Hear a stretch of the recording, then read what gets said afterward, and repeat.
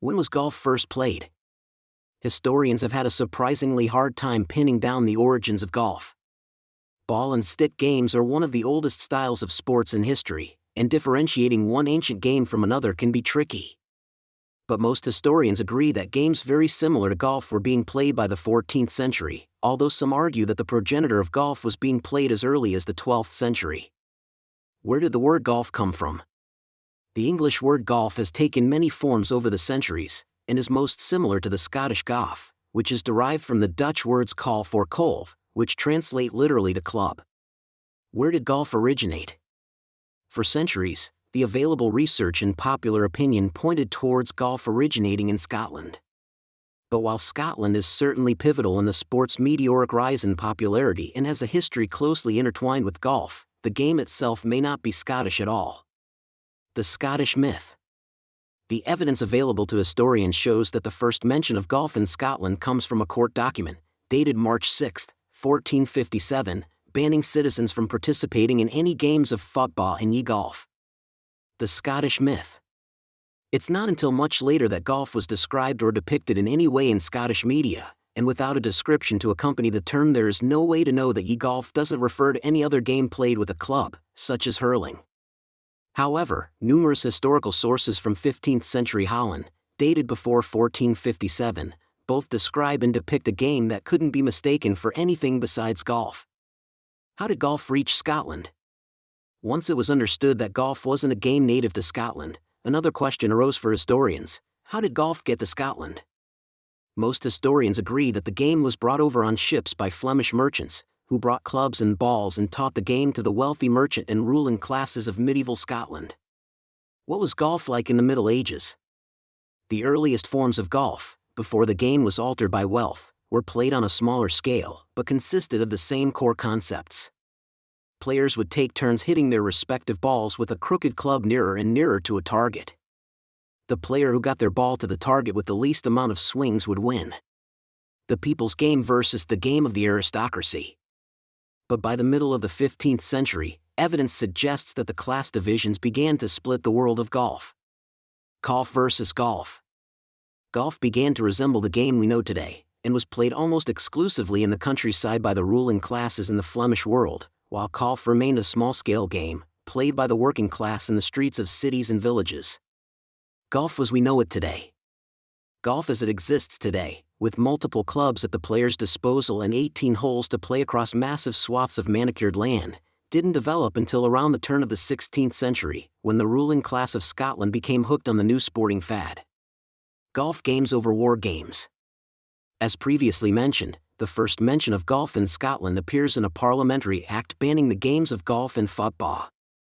Whether these games were the same golf and football we know today is up for debate, but whatever these games were, they were apparently so distracting that King James II of Scotland was forced to criminalize the games so that his men would focus on their military training and always be ready to face the ever-looming threat of English invasion. The Treaty of Perpetual Peace. Around 50 years later, when King James IV of Scotland and King Henry VII signed the Treaty of Perpetual Peace in 1502, it was decided that it was safe to play sports again, and the citizenry, who had not stopped playing but had simply become more sneaky about it, openly picked up their games once again. Golf spread to Europe. It didn't take long after that for golf to reach continental Europe again, nearly a century after its progenitor had first come across from the Netherlands. This new, dignified version of golf that was played across great distances became especially popular in France, where it remains a favorite pastime of the affluent to this day. Mary, Queen of Scots.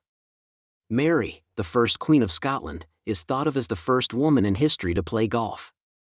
She played from an early age, and caused a scandal for being caught out on the course only a short time after her husband, Henry Stuart, was murdered. The first official rules of golf. In 1744, the world's first golf club, the Honourable Company of Edinburgh Golfers, wrote down what they believed to be the definitive 13 rules of golf. Shortly afterward, these 13 rules would become the standard for all golf clubs and courses to come. The oldest course in the world. The oldest proper 18-hole golf course in the world lies, fittingly, in Scotland. In fact, it still operates to this day. The St. Andrews Old Course was opened in 1764, along with one of the first ever golf clubs that today remains one of the most prestigious, the Royal and Ancient Golf Club of St. Andrews, who adhered to and further legitimized the Edinburgh Rules. Golf in the United States. The first mention of golf in the United States is in fact a police report dated to 1657, describing two men who were arrested for drunkenly playing golf in the streets and breaking Reed. A native of Scotland, Reed had his clubs and balls delivered to his residence in Yonkers, New York, where he and 5 friends started the St. Andrews Golf Club of New York in 1888. The oldest golf course in the U.S. Similar to the situation in Scotland, the first social golf club was formed before the first proper course was. Eventually, that title went to the Oakhurst Links, a sprawling, traditional course of 18 holes in West Virginia, which opened in 1884. The 19th century golf boom. In Europe, the golf craze had died down to a hum since it first swept the continent in the 18th century. By the late 1800s, however, and into the 1900s, European interest in the sport was sparked anew by the enthusiasm exhibited in the United States, and the expansion of the railway system across the British Isles and continental Europe, making the rural course more accessible to the aristocrats of the new industrial world. The United States Golf Association.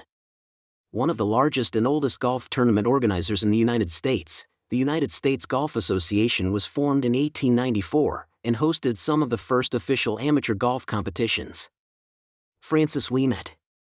By the 20th century, golf was firmly cemented as a sport for the wealthy. Club memberships were prohibitively expensive, as were golf clubs. For these reasons and more, the golf world was turned upside down with the appearance of Francis Ouimet. Francis Ouimet. Ouimet, a working-class 20-year-old from Massachusetts with no proper golf training, assisted by a 10-year-old caddy, won the 1913 U.S. Open against some of the best and most veteran players in the country. After a shocking victory, he was elected the first non-English captain of the Royal and Ancient Golf Club of St. Andrews. Golf today. Today, golf is a $80 billion industry, and over 2 million acres of land in the United States alone is dedicated to golf courses. Business, you could say, is booming. However, golf isn't free of controversy. Substantial portions of those 2 million U.S. acres are built on top of contested and historically significant Native American land. For example, in 2005, the Shinnecock Indian Nation sued the Shinnecock Hills Golf Club for illegally constructing their 3,500-acre course on top of their ancestral burial grounds. In the end, the Shinnecock Nation lost the court battle, and Shinnecock Hills remains open to this day. Of courses on Native American land. Environmental concerns. Environmentalists are also concerned with the amount of land around the world that is dedicated to golf courses. Activists argue that the deforestation and destruction of complex, fragile ecosystems and animal habitats, replaced with monocultures of unproductive grass, is simply not worth the Saturday afternoons on the green. Joe Roland here. I hope you enjoyed this video, The History of Golf. Be sure to subscribe for more great golfing videos in the near future.